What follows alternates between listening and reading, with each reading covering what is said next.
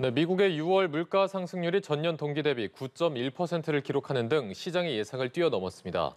미국 중앙은행인 연방준비제도가 공격적 긴축 행보에 더 속도를 내는 게 아니냐는 전망도 나오는데요. 우리 경제에 미칠 영향은 어떨지 김대호 경제학 박사와 함께 짚어보겠습니다. 안녕하십니까? 네, 반갑습니다. 네. 자, 미국에서 이제 전년 동월 대비해서 9.1% 물가 상승률이 나왔습니다. 애초에 예상하기로는 한 8%대로 상승할 것이라는 전망이 있었는데 결과 어떻게 보셨습니까? 네, 미국의 CPI 소비자 물가 상승률이 전년 동기 대비 9.1% 증가했는데요. 지금 앵커님 말씀하신 대로 뉴욕 증권 시장의 전문가들은 약 8.8% 정도 오르지 않겠는가 이렇게 전망을 했었어요. 네. 근데 이거보다도 오히려 시장 전망치보다 더 올랐습니다.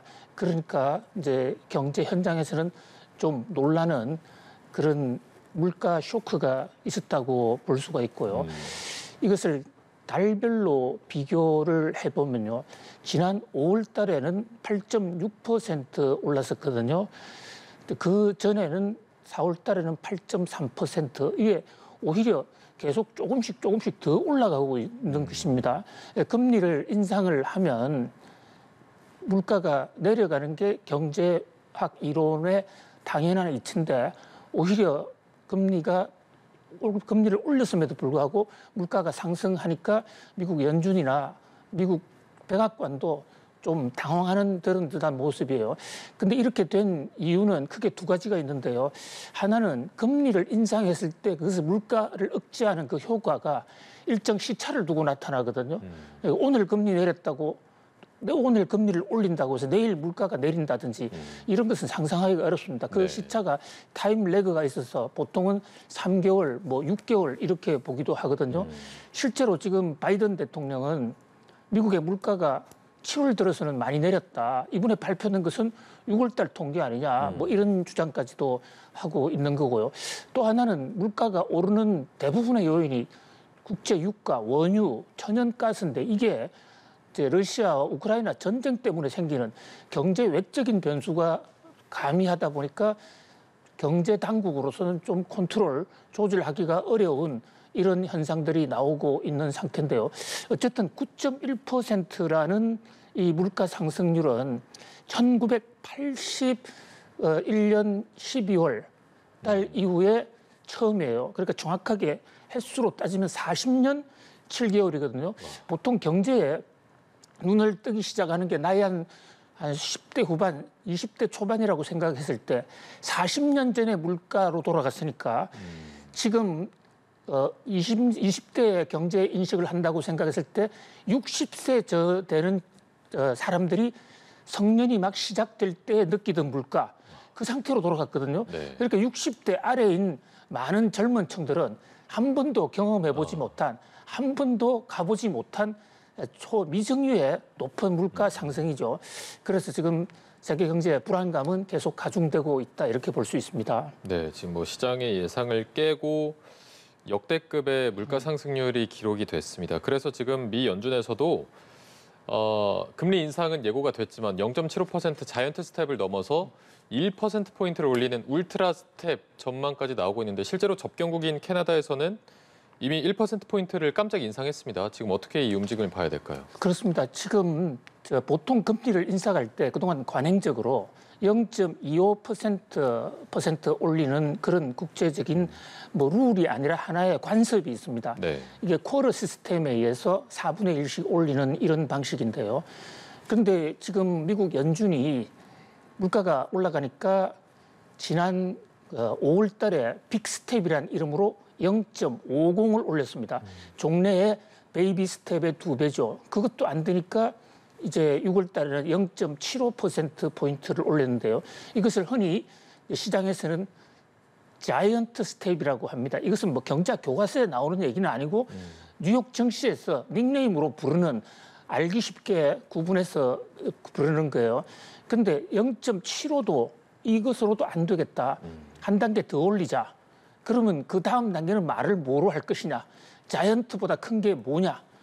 그래서 울트라라고 하자, 그레이트라고 하자 이런 현재 지금 얘기가 나오고 있는데 네. 그런 1.0% 또는 그 이상으로 올리자. 미국 연준이 금리를 1.0%로 올린 것은 당시 클린턴 정부 시절에 1990년대 후반이죠.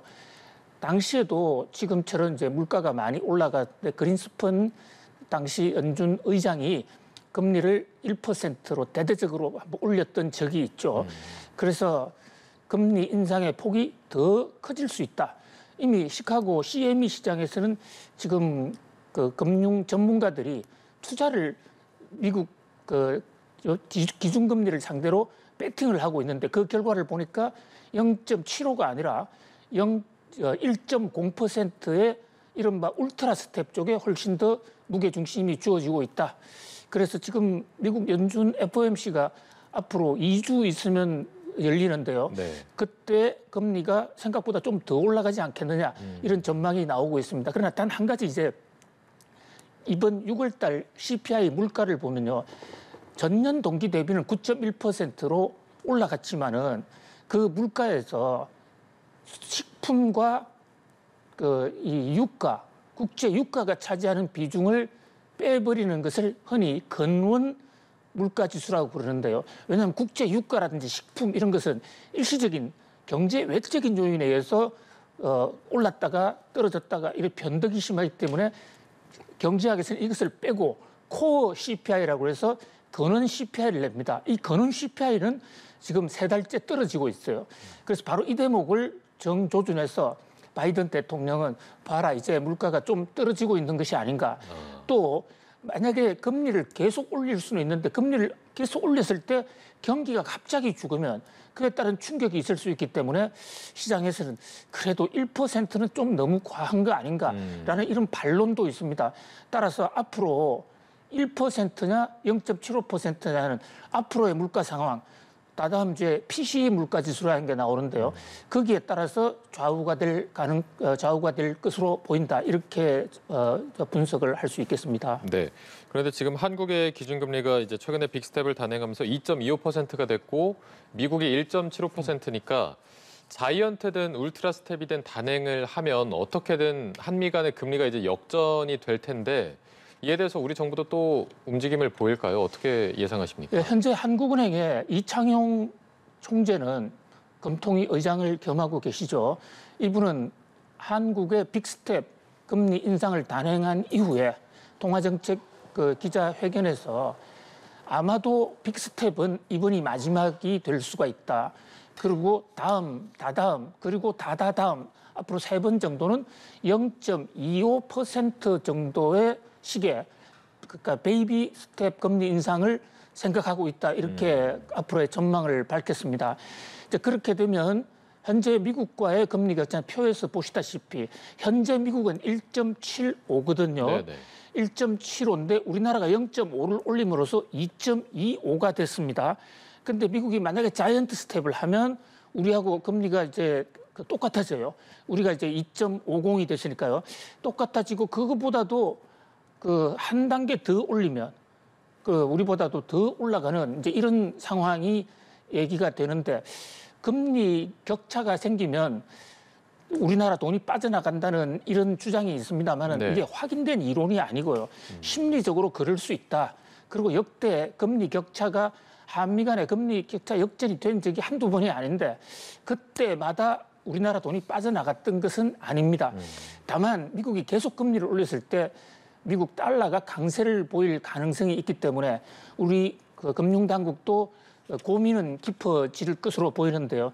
그러나 달이 차면 기운하니라는 이런 속담이 있습니다만은 금리도 무한정 올라가지는 못합니다. 현재 지금 미국의 기준금리 1.75 이게 지금 평상시 정상금리보다 훨씬 낮은 수준이거든요. 한국도 그렇습니다. 한국의 정상금리를 3% 정도로 보는데 아직도 2% 초반이지 않습니까? 네. 그런 면에서 금리가 더 올라갈 가능성은 높은데 그렇다고 해서 정상금리에 이르면 금리는 더 올리고 싶어도 올릴 수가 없는 아마도 이번 하반기나 다음 주 내년 초에 금리가 피크를 치지 않을까 이렇게 볼 수가 있습니다. 네. 지금 요새 주식하시는 분들이 이런 경제 상황과 관련해서 굉장히 예의주시하고 있을 텐데 어제 한국은행에서 빅스텝을 단행했을 때도 증시는 그래도 양호한 흐름, 안정된 모습을 보였거든요. 지금 이제 미국에서 소비자 물가가 큰 폭으로 올랐고 울트라 스텝 가능성이 까지 나오고 있는데 당분간은 증시 상황은 계속해서 좀 불확실성이 더 심해질 것이다 이렇게 봐야 될까요? 정권 시장의 주가는 일희일비 이게 판단하는 것은 상당히 무리가 있습니다. 그렇게 어떤 경제적인 현상이나 정치적인 사건이 생겼다고 해서 뭐 주가가 반드시 오르고 반드시 내린다라고 보다는 전체적인 실적과 그다음에 현재의 주가가 기업 가치에 비해서 얼마나 높으냐 낮으냐 이른바 밸류에이션 여기에 따라 좌우되는 것이기 때문에요. 크게 정시 오르고 내리는 데 대해서 뭐 민감하게 반응은 할 필요가 없는데요. 어쨌든 한국은행이 빅스텝을 한 그날 어제죠. 네. 어제 우리나라의 정권 시장은 오히려 좀 올랐습니다. 그리고 지금 미국에서 CPI 물가가 40년 만에 최고 수준을 치고 또 울트라 스텝의 금리 인상이 올 수도 있다라는 얘기가 나왔는데도 불구하고 아침에는 주가가 좀 떨어지다가 정심을 지나면서 다시 상승 반전을 했고요. 한국을 제외한 일본이라든지 다른 아시아 정권 시장은 오히려 주가가 오르고 있는 그런 상황이거든요. 그러나 이제 전체적으로 금리를 높이면 금리를 인상한다는 얘기는 돈을 빌려갔을 때 그만큼 이자를 더 많이 받는다는 얘기이기 때문에 기업이 이자 부담 때문에 기업의 수지가 좀 나빠질 가능성이 있고 또 이미 영끌한 사람들 그런 사람들은 돈을 제때 갚지 못해서 타격을 입을 수가 있습니다. 이제 그런 각도에서 지금 기준금리가 계속 올라가면 결국 시중금리도 올라가는데 그런 각도에서 정권 시장에서 가장 싫어하는 게 금리 인상이기 때문에 가격은 조정이 될 수가 있습니다. 그런데 최근에 올 들어서 뉴욕 증시 같은 경우 또 코스피, 코스닥도 너무 많이 떨어졌기 때문에 자, 이제는 좀 반등할 수도 있다라는 이런 그 상승 반등에 대한 기대도 나오고 있는 그런 상황인데요. 결국 시장의 기대와 밸류에이션이 주가의 향방을 좌우한다 이렇게 볼 수 있겠습니다. 네, 알겠습니다. 자, 저희가 부동산 얘기도 좀 해보도록 하겠습니다. 그동안 종부세가 주택 수에 따라서 어떻게 보면 징벌적으로 세금을 물렸는데 이제 이거를 정부가 개편한다고 합니다. 주택 수가 아니라 가격에 따라서 한다는 건데 어떤 식으로 좀 바뀌는 건가요? 예, 아주 중대한 변화를 지금 추진하고 있는데요. 종부세라는 게 종합부동산세 해서 비싼 부동산을 많이 갖고 있는 사람들에게 세금을 좀 더 물리도록 함으로써 부동산 소유 의지를 줄이고 그로 인해서 어떤 가격을 좀 안정시켜보자는 그런 취지로 노무현 정부 때 도입이 됐고 이것이 문재인 정부 때 와서 이른바 다주택자 집중 때리기에 나서서 두 채, 세 채를 가진 사람에게는 보통의 세율보다 훨씬 높은 징벌적 지금 세금을 매기고 있습니다. 그런데 이 세금에 이제 장단점이 있는데요. 가장 큰 단점으로는 이게 이른바 똘똘한 한 채의 집값을 부추겨서 강남 집값을 더 올렸다는 이런 대목입니다. 그러니까 두 채 이상 집을 갖고 있으면 세금을 종부세 폭탄을 맞기 때문에 아예 한 채면 세금이 그 반 이하로 푹 떨어진다고요. 그러니까 똘똘한 한 채를 갖자. 예를 들어서 강남에 50억짜리 집을 한 채 갖고 있다.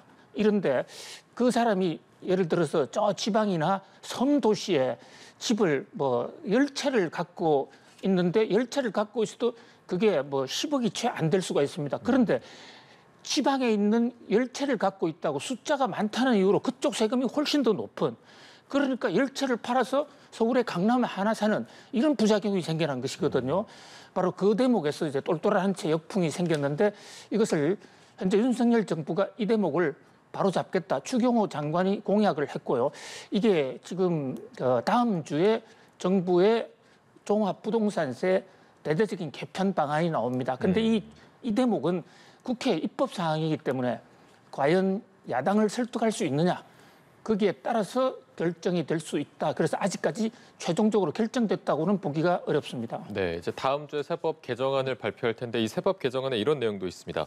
법인세 그리고 소득세 부담을 완화하는 방안도 담길 예정이다 이렇게 나오고 있는데 어떤 식으로 바뀌게 됩니까? 그렇습니다. 일단 이제 관심을 많이 끄는 것은 근로소득세인데요. 대부분의 월급쟁이들이 내고 있는 거의 뭐 1,000만 명 이상의 해당자죠. 이 근로소득세가 지금 문제가 많다는 지적이 계속 있어 왔습니다. 근로소득세는 소득 금액에 따라서 6%에서 45%까지 차등 과세를 하게 되어 있는데요. 문제는 이게 그 자신의 실질 소득은 변함이 없는데 인플레 때문에 요즘 물가가 많이 오르고 있지 않습니까? 그래서 올라가는 경우가 있습니다. 그런데 이게 턱걸이 기준선에 걸려서 인플레 때문에 소득이 좀 더 많은 것처럼 착시가 일어나는 바람에 대폭 높은 세율을 적용받는 이런 문제가 있거든요. 그래서 중산층이 큰 타격을 받고 있는데 그동안에 근로소득법상의 이 과표, 소득 수준별 그 세율을 15년 동안 한 번도 조정해 오지 않았습니다. 그동안에 물가는 많이 올랐지 않습니까? 네. 이 대목을 완전히 혁파하겠다. 특히 중산층 세금 부담을 줄여주겠다. 이것이 윤석열 정부의 새 세법 개정안의 한 핵심이고요. 또 하나는 법인세입니다. 법인세는 기업이 얻은 소득에 대해서 내는 세금인데요. 이게 지금 문재인 정부 때 최고 세율을 25%로 올렸거든요. 그런데 이제 윤석열 정부는 지금 경제가 엄중한데 대부분의 나라가 소득세 세율을 낮추고 있는데 왜 우리나라만 올렸느냐? 그래서 문재인 정부가 올렸던 그 최고 세율 22%에서 25%를 다시 25%에서 22% 돌리겠다. 그 밖에도 많은 지금 세제 개편안이 연구가 되고 있는데요. 정부의 경제 정책 중에서 민간 생활에 가장 직접적인 영향이 있고 또 우리나라 경제에 가장 큰 이 좌지우지하는 그런 폭발적인 영향력을 갖고 있는 게 바로 세금 부분입니다. 네. 세금 제도 개혁이 앞으로 이제 발표가 되면 한국 경제에 상당히 큰 변화를 몰고 올 수 있다 이렇게 볼 수 있겠습니다. 네, 알겠습니다. 자, 마지막으로 세계 상황도 간단히 한번 짚어보겠습니다. 지금 러시아가 독일로 향하는 가스관의 가동 재개를 보장 못한다. 그리고 이탈리아로 향하는 가스도 공급을 줄이겠다라고 하면서 가스대란 우려가 커지고 있는데 이게 우리나라에도 어떤 영향을 미칠지 짧게 좀 정리해 주실까요? 예, 지금 러시아가 독일로 보내는 노르트스트롬 가스관에 가스를 보내지 않고 있습니다. 이것은 미국과 러시아의 아주 정치적인 어떤 신경전 때문에 야기된 것인데요. 지금 미국이 러시아에 대한 경제 제재로 러시아로 가는 물건을 지금 가지 못하도록 조치하고 있는데요. 공교롭게도 러시아가 독일로 보내는 노르트스트롬 가스관의 터빈이 고장을 났어요. 그 기술은 독일이 갖고 있으니까 독일로 수리를 보냈습니다. 독일은 원천 기술을 갖고 있는 캐나다로 보냈습니다. 바로 이 대목에서 미국이 그거 다시 돌려주지만 하고 이제 제동을 건 겁니다. 그러니까 러시아 그렇다면 우리는 가스 공급하지 않을게. 이러니까 뒤늦게 다시 돌려주기로 했어요. 그럼에도 불구하고 이번 사건을 통해서 러시아가 마음만 먹으면 유럽의 에너지 위기를 조장할 수 있다. 그리고 지금 그 터빈은 아직도 돌아가지 않은 상태이기 때문에 가스 공급 중단이 장기화되면 국제 유가는 더 오를 수 있다. 그런데 지금 한 가지 낙관적인 신호는 바이든 대통령이 지금 사우디를 곧 내일 들어갑니다. 네네. 그래서 사우디의 빈 살만 왕세자와 만나서 원유 공급을 좀 늘리자. 뭐 이것은 또 만약에 그게 타협이 된다면 국제 유가의 안정, 하락 요인도 될 수 있다. 이런 엇갈린 두 가지 중요한 지금 신호가 같이 작동하고 있다고 볼 수 있습니다. 네, 알겠습니다. 여기까지 듣겠습니다. 김대호 경제학 박사와 함께 짚어봤습니다. 고맙습니다. 고맙습니다.